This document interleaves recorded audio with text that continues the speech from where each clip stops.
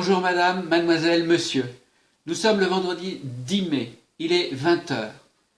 Bienvenue à l'ORTF, l'Office de radio-télédiffusion du Forêt, la voix de son maître. Le climat reste tendu au sein de l'université, malgré la réouverture de la faculté des lettres de Nanterre, qui s'inscrit dans le sens de l'apaisement. Ce matin, les étudiants autorisés à pénétrer à Nanterre, où 2 cours seulement ont eu lieu depuis le début de la matinée, se sont réunis et ont décidé de maintenir la grève sur le tas en solidarité avec les étudiants de la Sorbonne. Depuis 18 h, Paris est une ville coupée en deux. De Bir Hakeim à Austerlitz, CRS, gendarmes mobiles et policiers occupent les 10 ponts et passerelles casqués, armés de grenades, de mousquetons et de matraques. La Seine est devenue une véritable frontière entre les deux rives. Nous avons des ordres stricts, disent les officiers. Les manifestants ne doivent pas passer. Les autorités ne veulent pas que se renouvelle l'invasion des Champs-Élysées et de la place de l'Étoile comme des milliers d'étudiants l'ont fait mardi. D'autant moins que des échauffourées possibles aux abords de l'ancien hôtel Majestic, avenue Kléber, où doivent se tenir les premiers pourparlers de paix américano-nord-vietnamiens. Dans ces appartements de l'hôtel Meurice, nous avons rencontré Salvador Dali, qui nous a déclaré « Je travaille pour le triomphe de ma personnalité ». À la voix majestueux et truculent, le peintre, entouré d'une cour de minets et de jolies femmes, évoque les grandes manifestations auxquelles il a participé. Maître, que pensez-vous aujourd'hui de votre œuvre picturale? Mon œuvre picturale n'est qu'une des milliers de façons que j'emploie pour m'exprimer. J'écris des livres, je fabrique des bijoux, je perpétue des excentricités, et de tout cela se dégage une pensée dalinienne très cohérente. Vous vous êtes qualifié à plusieurs reprises de génie. S'agit-il d'une boutade ou bien vous prenez-vous vraiment pour tel? J'ai commencé à me qualifier ainsi pour des gens comme vous, pour attirer l'attention. Et en jouant les génies, j'ai pris conscience que je l'étais. Êtes-vous pour l'érotisme dans la peinture? Je suis pour l'érotisme, mais de plus en plus contre la pornographie.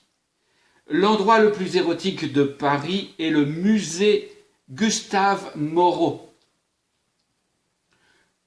Considérez-vous Ingres comme un peintre érotique? Ingres est moins érotique que Gustave Moreau. Ce dernier, je le considère comme le précurseur des drogues hallucinogènes, mescaline, LSD, etc.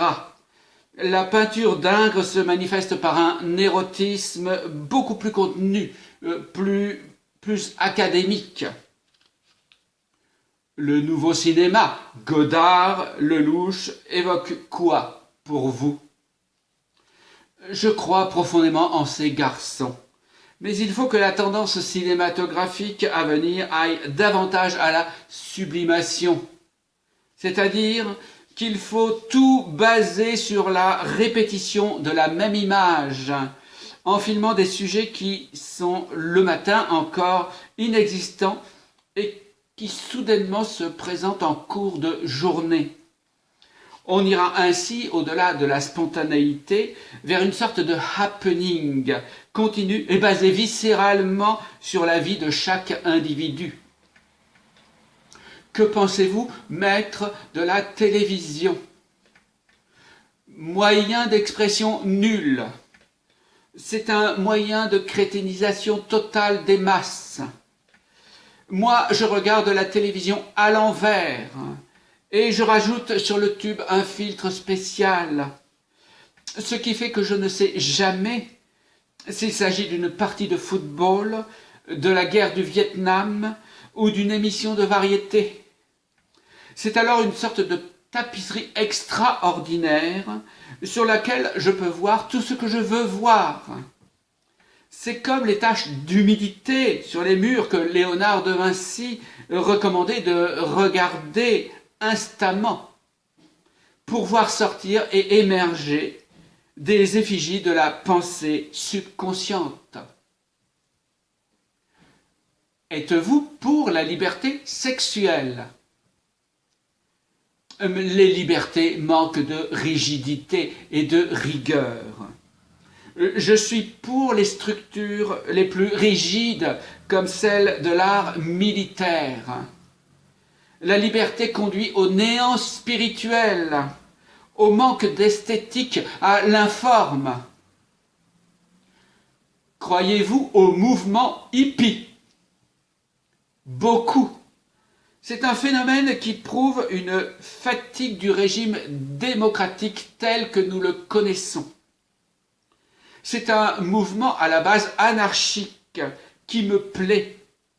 Et je suis persuadé que si une cour devait se rétablir en Espagne, ce serait une cour de hippies.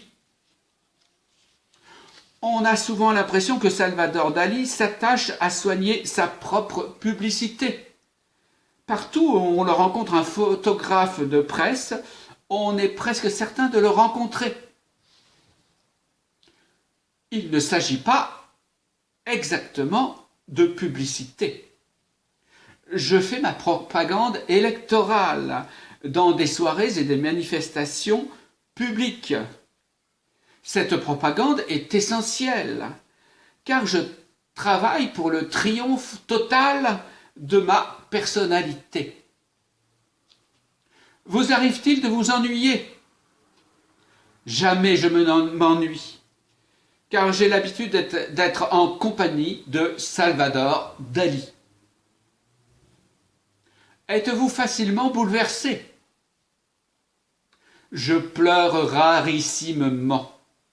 Peut-être ai-je pleuré 2 fois dans ma vie. Non, je ne suis pas facilement bouleversé. Et devant une peinture de Dali? Encore moins. Les peintures de Dali sont les plus mauvaises que l'on puisse faire. Je sais tout simplement comment bouleverser. Paul Éluard n'a-t-il pas dit: le poète n'est pas celui qui a inspiré, mais qui est capable d'inspirer. De par ses attitudes, ses réactions, son comportement coutumier, on a souvent le sentiment que Salvador Dali aime scandaliser. Et quand on lui demande s'il a toujours été tel que nous le connaissons actuellement, c'est-à-dire follement démonstratif, original, exubérant et révolutionnaire, il répond: quand j'étais petit, j'étais plus truculent que ce que je le suis aujourd'hui. Quoi que je fasse, mon attitude est celle d'un provocateur. Soit je suis 50 années en avance sur mes contemporains, soit je suis 50 années en arrière. Et les choses que je fais, que je dis, heurtent d'une façon inéluctable. À Saint-Étienne, c'est donc dans le calme que 3500 à 4000 personnes ont participé en fin d'après-midi à la mobilisation organisée par la CGT, la Fédération de l'éducation nationale et l'Association générale des étudiants de Saint-Étienne pour la défense de l'emploi. De nombreuses organisations, dont le Centre départemental des jeunes agriculteurs et les partis de gauche, appuyaient la manifestation. La FEN présidait le meeting vers 18h. Vers 18h30, devant la Bourse du Travail, par une allocation de Monsieur France, secrétaire général de cette fédération dans la Loire. Le chômage ne peut conduire ceux qui en sont victimes à des extrémités que nul ne peut prévoir. Et nous voyons sur les bancs de nos classes des élèves à qui nous savons que nous n'aurons rien à offrir plus tard, déclarait-il. Puis M. Vial de la CGT assurait: dans la Loire, la situation est la plus critique des départements Rhône-Alpes. Il y a en effet presque autant de chômeurs inscrits à l'ACEDIC dans la Loire, 2444, que dans le Rhône, pour un effectif moitié moins élevé. Les demandeurs d'emploi sont au nombre de 9000 dans notre département. Et M. Vial rappelait alors les licenciements récemment annoncés dans certaines entreprises, dont Villard-Doron à Saint-Étienne, avant d'énoncer les solutions proposées par les CGT pour garantir le plein emploi, augmentation substantielle des salaires, réduction du temps de travail, retraite à 60 ans. M. Moutet de la CFDT précise de cette manière la crise de l'emploi dans la Loire. Si cette crise touchait il y a quelques mois surtout l'industrie privée, et notamment le textile et la métallurgie, elle s'est déplacée sur le secteur public et nationalisé. Avec la fermeture des mines, on constate aussi l'arrêt de l'embauche à l'EDF, qui, pour Saint-Étienne, représente une régression de 250 emplois. À la SNCF, la décision récente de supprimer la direction régionale du service exploitation s'accompagne d'une suppression de 50 emplois. M. Moutet concluait: la CFDT condamne et dénonce l'incapacité du patronat qui n'a pas su prévoir les mutations indispensables pour passer d'une économie de papa à une économie moderne, capable de tenir sa place dans le marché international, mais nous affirmons que le problème de l'emploi est avant tout la conséquence d'un choix délibéré du pouvoir qui, à travers le 5e plan, a organisé le chômage afin de pouvoir limiter par ce moyen les revendications des travailleurs. Monsieur Franc poursuit: on essaie de diviser les étudiants et de laisser croire qu'ils sont l'objet de provocateurs professionnels. Or, les enseignants sont là. 150 d'entre eux ont donné leur démission. La responsabilité du gouvernement est totale, mais l'heure des promesses est dépassée. Nous voulons des actes, une plus grande justice, une totale démocratisation de la maternelle jusqu'aux facultés.